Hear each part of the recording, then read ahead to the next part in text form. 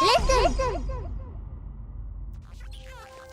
Back at E3 2017, Nintendo announced that Metroid Prime 4 was in development for the Nintendo Switch.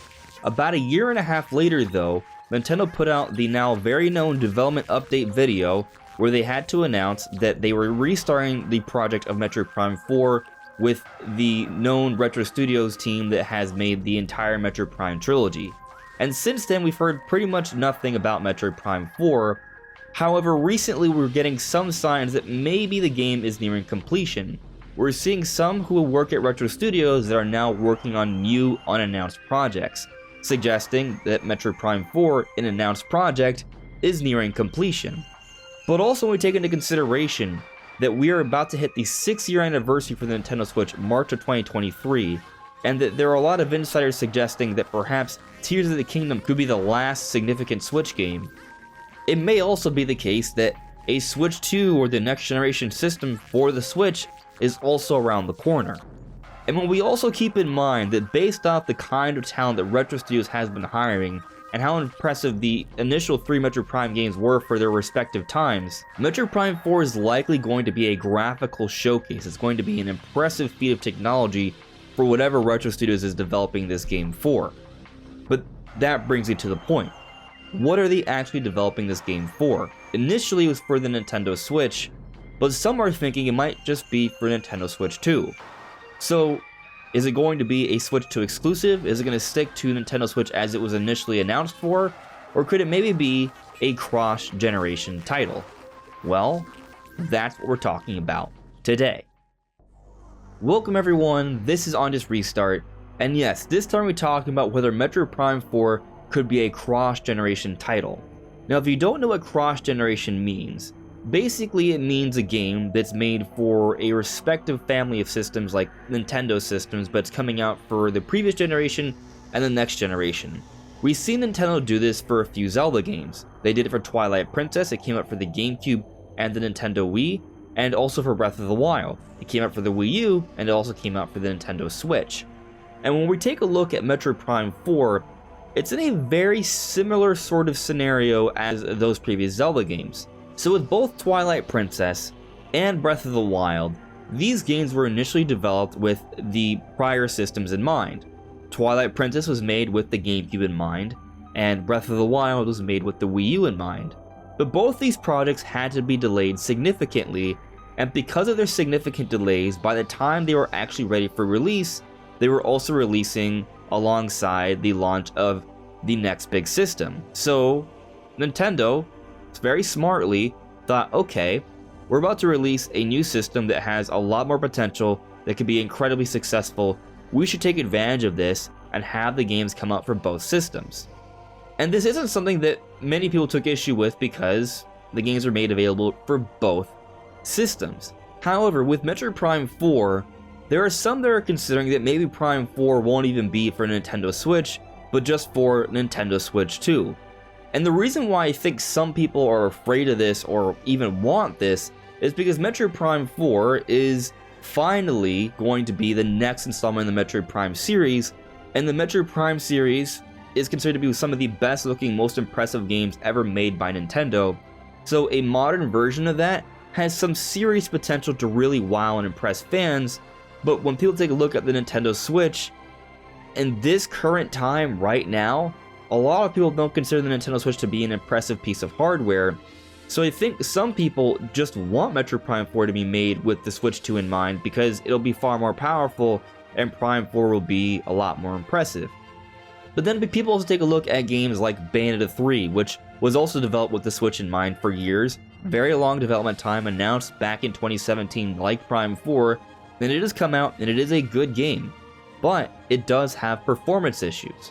So some people take this and wonder, okay, well, maybe Prime 4, something that's probably going to be even more impressive than Bayonetta 3, is going to have issues running on Switch. Maybe it would be best that it would just be for Switch 2. And some people simply think, well, Nintendo's going to want something to push Switch 2, and Metroid Prime 4 might be a great launch title for that system. And I do think, personally, this is what I think, that it does make sense for Metroid Prime 4 to have some sort of showcase for Switch 2. I think it's going to be an impressive game, and I think, yes, it will look and run better on the next system. But I don't think that means that they're going to make it an exclusive. Yes, if it was developed just with Switch 2 in mind, it probably would be more impressive, but Metroid Prime 4 was announced for a Nintendo Switch. And if they were to go back on that initial promise, that wouldn't bode well. Not to mention, the Nintendo Switch currently is about close to 120 million systems sold. It's nearing that number. And they are selling close to about 20 million Switches per year, it seems. So, by this time next year, they'll be probably close to about 140. And personally, I'm not even expecting Prime 4 to come out this year. I think it's coming out late next year. So, we may even be talking about Switch being around the 150 million systems sold by that point. Maybe.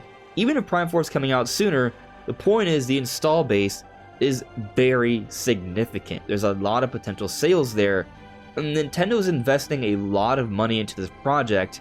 I don't think they're going to want to put all their eggs in just one basket with Switch 2 and just pray that Switch 2 becomes just as successful as Switch 1, and Metroid Prime 4 is that game that becomes an evergreen title that sells incredibly well throughout the entire lifetime of Switch 2. That's a lot of hopes and ifs that aren't guaranteed from what we're thinking is a pretty expensive and ambitious project at Retro Studios. So I think it makes way more sense for Nintendo to take advantage of that large install base, make good on their initial promise, and make sure Metroid Prime 4 does come out for Switch. So in my opinion, it's highly likely that Metroid Prime 4 will be available for Nintendo Switch, but the question is, will it also be available for Switch 2? And I do think this makes sense. I do think that there should be a version of Metroid Prime 4 that looks and runs better on the next system. Considering how late we are into the system's life cycle, I think there's a really good chance this is going to happen. I thought there was a pretty good chance it could happen for Tears of the Kingdom, and there's still some people that think that that might still happen. Personally, at this point, I'm thinking that Tears of the Kingdom is going to come out in May, and Nintendo's going to really push Zelda, and there'll be DLC, and at one point or another, maybe they have like an updated version, a more improved version visually for Tears of the Kingdom that runs on their next system a year and a half down the road. That's what I'm kind of thinking for Zelda. But by that point, Prime 4 will be increasingly more likely to be ready, and I think by that point, yeah, likely there should be a version of Prime 4 meant for that next more powerful system to showcase it more appropriately, but they're still going to want to have a solid running version of Prime 4 for the initial Switch, because there's way more people that are going to have that system, and Nintendo wants Metroid Prime to sell. And I think it should also be noted that it's become what seems to be a bit of an industry standard to take your time with transitioning from one system to another and have a lot of cross-generational releases, like we've seen with both Sony and Microsoft. Something I've talked about in the past is that when we take a look at the development update, I feel that sort of shows just how much Nintendo cares about the Metroid Prime series. They want this to be something successful. There's only one other series that Nintendo has done the development update for whenever there's been a delay of some sort, and that's the mainline 3D Legend of Zelda series.